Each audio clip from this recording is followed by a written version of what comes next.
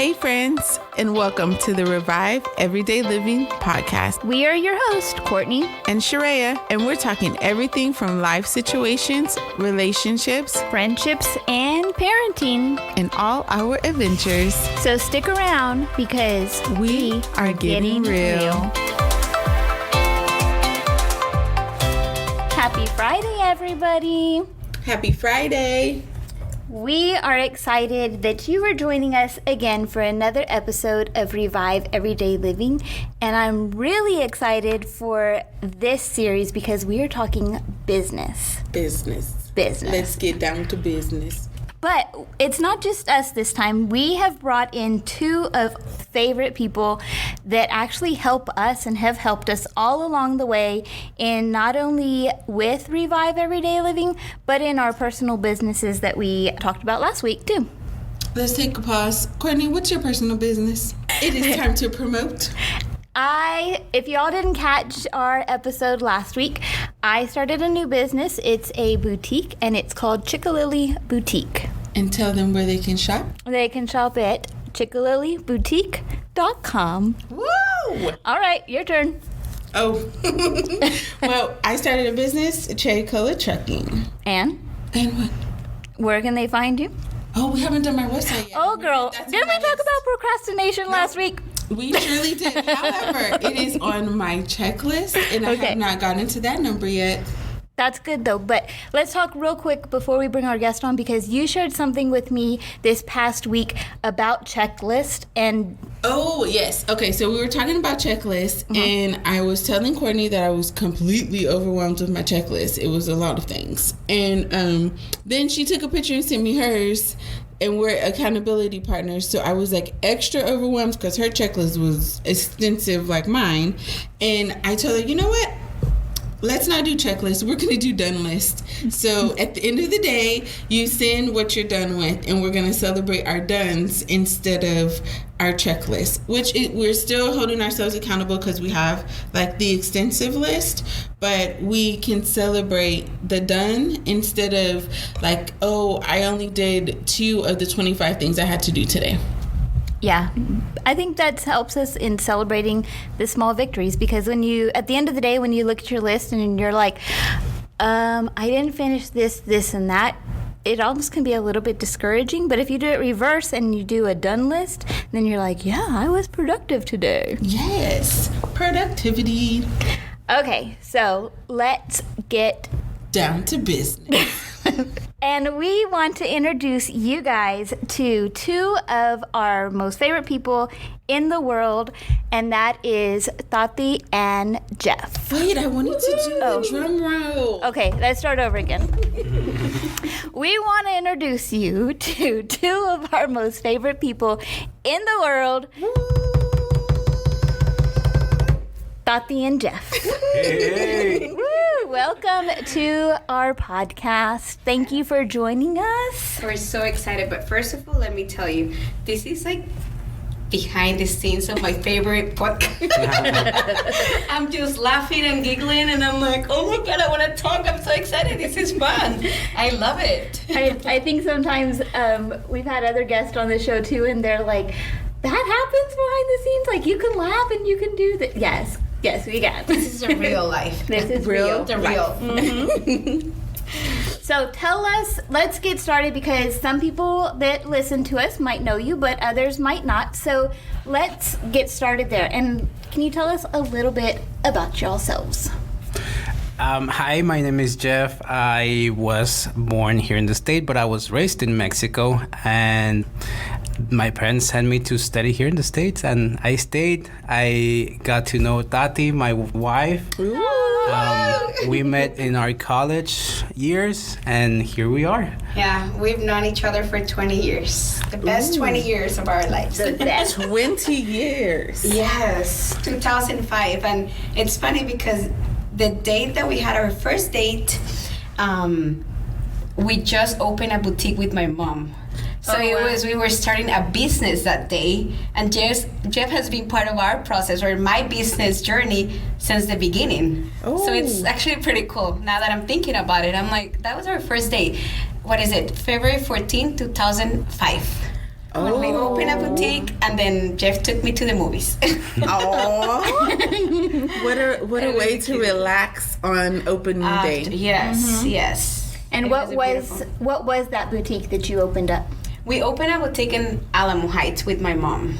That was one of the things. My dad, when we moved here, he's an entrepreneur, so he wanted us to do something for ourselves instead of working for someone. So he helped us open this boutique with my mom. And yeah, I mean, I was the only one speaking English, so we really took a step of faith because she spoke zero English. And then when she opened, I was actually going to the University of Incarnate. So I was going to school, and then after that, coming straight to work. So it was a fun and challenging experience. Ooh. And I think I learned English while there, because I didn't speak very well. We both learned English while in college. No, but not only and we're still college, learning but English. during business, with customers. I'm like, okay, so how do you say that? Like, what is this print? Or, it was fun. So what did you guys sell in the boutique? You know what? It was originally going to be a jewelry store, but like more fine jewelry that we will bring from Colombia. So it was kind of like a David Ehrman style, 925 silver, 18 karat gold, like real gold. But then we moved to clothing and then fashion accessories. So it was a little bit of everything, kind of like Chica Lily. So, and then we didn't have baby clothes though, but it was fun. Yeah. So Jeff, when you realized that Taty was an entrepreneur, what did you think? I loved it because I came from that field too. I mean, I tried so many business. I had it a little bit harder for me because I wasn't taught business. I kind of picked it up from my parents, but when I tried it here, like while I was in college, it was a little tough because I didn't have any mentors, I didn't have any help, and for me, I mean, it wasn't taught. I kind of saw it, so I learned from that, from seeing from it, mistakes. from mistakes. For me, I can tell you in the second company that we opened, I struggled so bad, and I looked for mentors everywhere. I never found one, and it was harder for me because I didn't have the help. I didn't have the support of anybody. My parents live in Mexico till this day, so it was really tough for me. But I learned so much in that company. We had it for 10 years before we sold it, and that was my school for me, that company that we had. Your good school and your bad school. My good and bad school, yeah. And what was that company? In that company, I introduced organic corn, so we would do tamales and organic blue corn tortillas. So I was kind of the first person that introduced organic, like corn tortillas and stuff in San Antonio. Wow. And The first one. The first one, yeah. Wow. Mm-hmm. And we just sold that company, like 2 years ago, right? 2 years ago. So what, from that company and from being a trailblazer, what would you tell other trailblazers that are like in positions where you said, I didn't have any mentors, it wasn't anyone else doing what I'm doing? What piece of advice would you give them from your 10-year journey? For me on that one, I learned so much consistency. That's a big one for me because I stayed on it. Every single day I would go, even though it seemed impossible, I would still go and make that day work. And for me, consistency and I also learned how to be a good steward, like a good manager. Obviously, I was barely making it, so I had to manage really well the little money that would come in. I remember with Taty, we were dating while I started that company. So I would tell her baby, let's go to the movies, but can we meet halfway because I didn't have money for gas. So my mom would be so mad. He's not willing to drive to your house to pick you up, and I would have to lie to my mom. Obviously, they didn't know that I didn't have the money, right? So that's why I would tell her to meet halfway because my tank was like almost empty. Oh. So It was rough. I mean, that's why I was a good girl. And That's right. And that company, I made money in like my 4th year. So I mean, I endured 4 years without making it, like without making money to spend, and it was really tough. And I remember Taty would go visit me, and as soon as she would enter the door, I would start crying because I couldn't hold it. It was a tough business. And we were just dating back then. So I mean, even from when we were little, we knew God had something good for us and big for us, but every little step was preparing us for this moment that we're living right now. And that's a process that no one is willing to walk through. It's really hard because I can start crying about it because it was tough. Like if we remember, I remember Jeff always crying, and I remember I would call my mom and I would tell her, Mom, why is it that I'm not making it if I put in the work every single day? I mean, it's not been a year; it's been 3.5 years, and I still don't see any fruits. And I remember she would tell me, just continue. I mean, it'll come, and eventually it came. But that was one of my toughest years ever. I mean, imagine I was 22, 23 years old, so all my friends were traveling, going this, going that, right? Mm-hmm. Having fun, enjoying life, and I was there trying to pay the rent or trying to get money for my gas. It was hard, but it was a good experience. That I grew up a lot from that.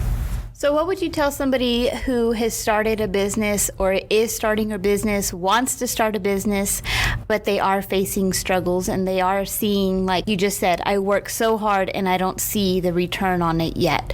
What would you do or what would you say to encourage them to keep going? For me, I can tell you that it was a lot of attitude. Like having a good attitude. He will complain. I would complain within myself a lot. And I think the complaining, like me complaining, I would do circles. I was going in circles instead of having a good positive instead of attitude. finding a solution. Yeah. And that's why I think we're a match made in heaven. I'm just kidding.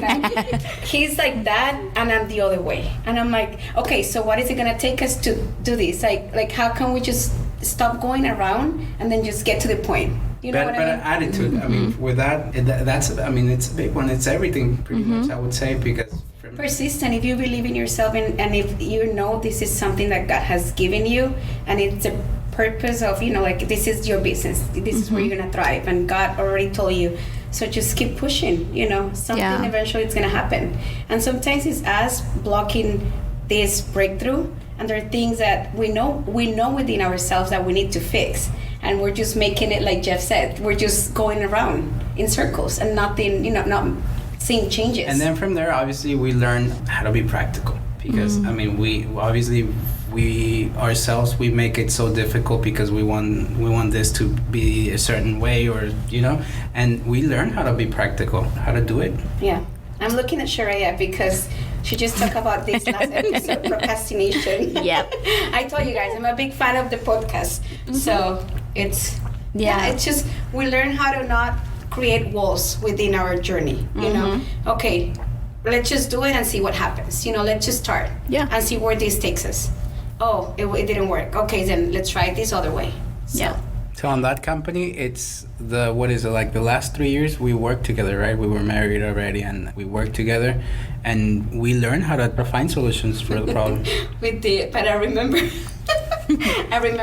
one time, I mean, the cooking industry, the food industry, it's not my thing. I burn an egg, like a boiling egg. So I overcooked an egg. I mean, and it just things that keeps building you stronger, making you stronger because one time we will put a lot of work into this. That's one thing we're good at it. Like we're really hard workers. And you really have to be passionate about what you're doing. You really have to be willing to put in the work. But I remember I think it was the last season, right? Yeah. We were living in Colombia. We came back for the season because it was crazy, tamale season, food season. So I was pulling one of the trays, strong meat. I think it was 5 a.m. We will spend the night at the place. I mean, it was crazy. We did it all. I mean, there's nothing we cannot tackle. But I was pulling the tray, and the hot water came into my chest. I burned my chest, and then I just couldn't hold it anymore. I was like, okay, baby, I'm coming back. I'll be back. And I just went outside in my car and started crying. Like I called my mom. I was like, why do I have to be doing this? I hate food. Like I don't do this. Like this is not like. Why did I get married to Jeff? But little that I knew, it's God was preparing that, like taking things away from me, things that I grew up with, things that I was like spoiled with when I was growing up. It's like it's not gonna be easy, you're gonna be doing things that you weren't used to, and this is gonna prepare you for your blessing and for whatever I have for you guys. So it was us willing to put in the work that we didn't really want to. That's really good because he took you out of your comfort zone. Oh, yes. To check you, make sure that you were disciplined enough to give you what you now have. And humble. And love what we had because that was the business that was provided for us. Mm-hmm. So I had to suck it in and smile and wave. you know, and that's what it was, you know. Yeah. And my strength and that company was in the kitchen, because I was never in the kitchen. I was always in the front talking to people, because that's my thing. I love talking to people, and we will get like a lot of older women. So, you know, they will always be like, "So how are you?" And I will take forever, and they will be like, "Wrap it up." And we need to finish talking to that customer. I'm like, "Oh, but she's so cute." And like, how can you not We talk need the to help her? over here. Yeah. So it was a fun, different experience. Those are those moments that you pocket and you value more. And I can see that in knowing you guys and like spending time with you, is that struggle that you talk about. It made you into where you are now, because I had no idea that Taty had this other life in Colombia that was like, she was extra famous. She was fancy, Taty. She was like super fancy and just extra business, because what I see is like the humbleness, and I see the value in the small thing, that I knew that you guys were good hearted and that you had to work for what you had. So it's a different appreciation for when you work for it and you have it versus when it was given to you. Totally. So I, you know, being able to know that and to see you have to put in the work, because you value it differently when you work for it for yourself. Yeah. God really delivered me from a lot of things. Not delivered because I wasn't bad, but you know, like I grew up differently. So it was just a cleansing of things, and I had to learn. I think that's one of the reasons. At first, when I got married, I was like, why do I have to struggle? Like, I cannot be married and then like be good. Like, you know, I had money before, like I was doing my things, you know, and then I got married and everything went down, you know. But it was just a process for me. And then also, even though I had it easy, if you want to call it like that, I was always grateful with the opportunities that I was given from my parents. You know, other people get great opportunities, but they don't do anything with it. I really committed myself to be successful at any opportunity I was given to.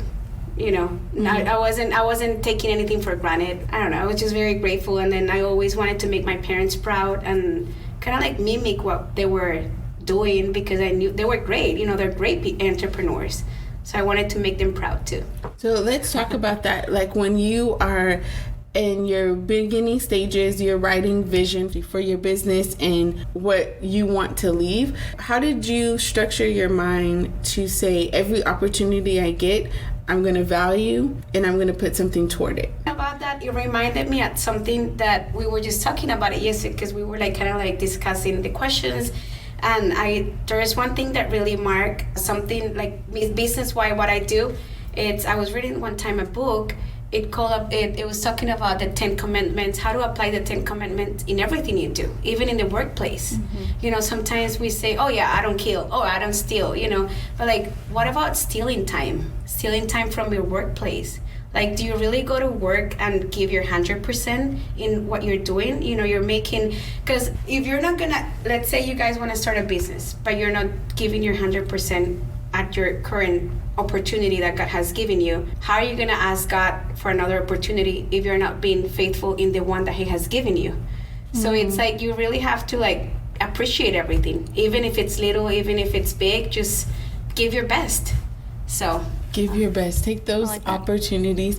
You know what I really liked though was the stealing of time. That really confronted. That's good. That really. Yes. And I'm gonna share the book. I have to look at the book in my house, what the name of it, but it's someone from here, from San Antonio, that I met at a conference, a Christian conference, and it really stuck to my heart. And I try to tell that to everyone that comes into our life, or like even the girls here at the office. I tell them, you know, it doesn't apply just to not stealing. It applies to your time. You know, people are paying you to do this, or like, just how are you gonna ask for an opportunity from God if He's giving you an opportunity already and you're not giving your best? Right. So, yeah. Right. So everyone, if you guys remember, I talked about this list of 300 things.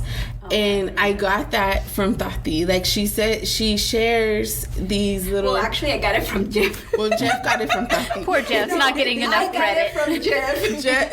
Taty got it from Jeff, and I got it from her. And we were at a vision board party, and it was like the beginning of the year. I don't know, like 2 or 3 years ago. It's been a while. And that's what she challenged us to do, is like to create this list of 300 things. I have yet to get to 300. However, I am about 100. Well, hold on. 300 things of what? 300 things that you want to do. Like 300 things that you want to accomplish. And when she presented it, it was like for that year. Mm-hmm. But I haven't gotten to that moment, because when you start thinking about it, it sounds easy. Oh yeah, I know 300 things, but when you start writing them down, how committed to that thing am I to put it on the paper? That's the hard part. Yes. Because you can think of 500 things, but not until you actually put it on that paper and you commit yourself to actually doing it is when it gets hard. Yes. And the discipline comes in. Yes. So take the nuggets that she shares, that they both share, and really like process later. And I find myself doing that is as I sit and talk to them, I always have to process later, because one of those moments where the 2 a.m. wake up. Yeah. Mm-hmm. Those spaces that, ooh, wait, okay, I get it now. Mm-hmm. Or like it challenges me in a different space.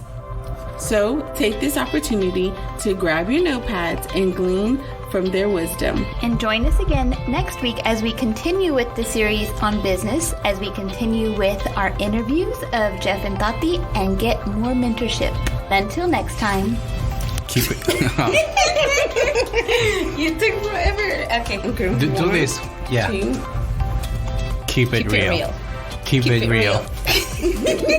Thank you for listening to this week's episode of Revive Everyday Living. Be sure to subscribe, comment, and share.